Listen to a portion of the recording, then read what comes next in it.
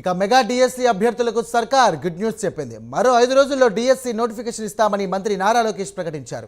16,347 పోస్టులతో mega DSC notification విడుదల చేయనున్నారు. SC వర్గీకరణ ప్రక్రియ ముగిసిన తర్వాతే డిఎస్సి ప్రక్రియకు వెళ్లాలని నిర్ణయించినందున నోటిఫికేషన్ ఆలస్యమైందని మంత్రి తెలియజేశారు.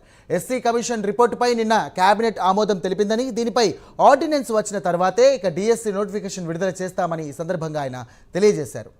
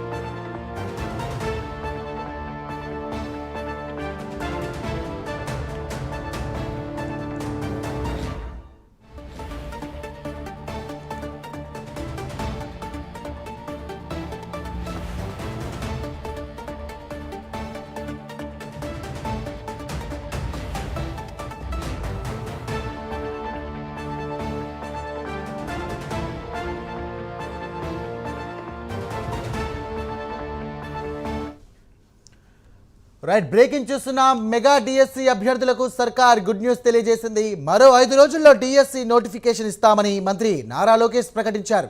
ఇక 16,347 పోస్టులతో మెగా డిఎస్సి నోటిఫికేషన్ విడుదల చేయనున్నారు. ఎస్సీ వర్గీకరణ ప్రక్రియ ముగిసిన తర్వాతే డిఎస్సి ప్రక్రియకు వెళ్లాలని ఇక నిర్ణయించినందున ఈ నోటిఫికేషన్ ఆలస్యమైందని మంత్రి తెలియజేశారు.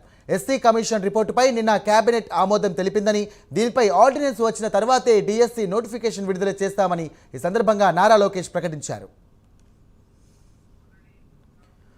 రైట్, ఇదే అంశంపై మరింత సమాచారం తెలియజేయడానికి మా కరెస్పాండెంట్ శ్రీనివాస్ సిద్ధంగా ఉన్నారు. శ్రీనివాస్, చెప్పండి, ఎప్పుడెప్పుడా అని ఎదురు చూస్తున్నటువంటి డిఎస్సి అభ్యర్థులకు మంత్రి నారా లోకేష్ ఒక తీపి కబురు అందించారు. దీనికి సంబంధించినటువంటి పూర్తి వివరాలు.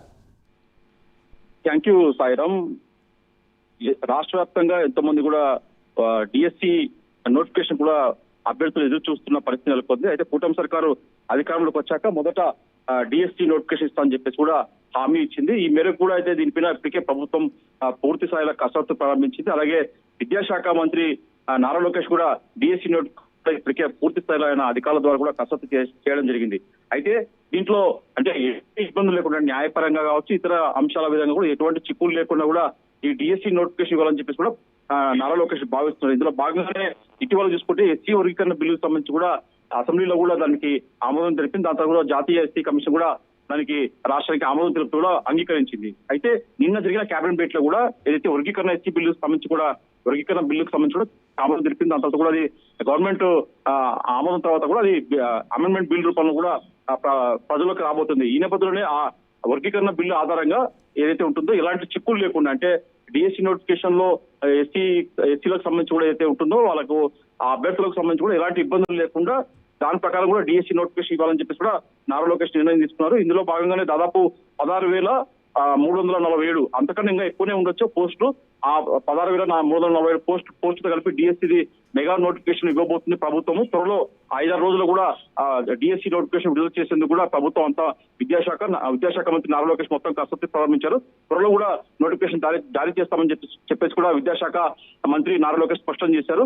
మరి 5-6 రోజులు కూడా పూర్తి స్థాయిలో కూడా ఇలాంటి చిక్కులు లేకుండా న్యాయపరంగా అభ్యర్థులకు ఎలాంటి ఇబ్బందులు లేకుండా మటుకు పూర్తి స్థాయిలో మెగా డిఎస్సి నోటిఫికేషన్ జారీ చేస్తామని చెప్పేసి కూడా మంత్రి నారా లోకేష్ స్పష్టం చేశారు. సాయిరామ్.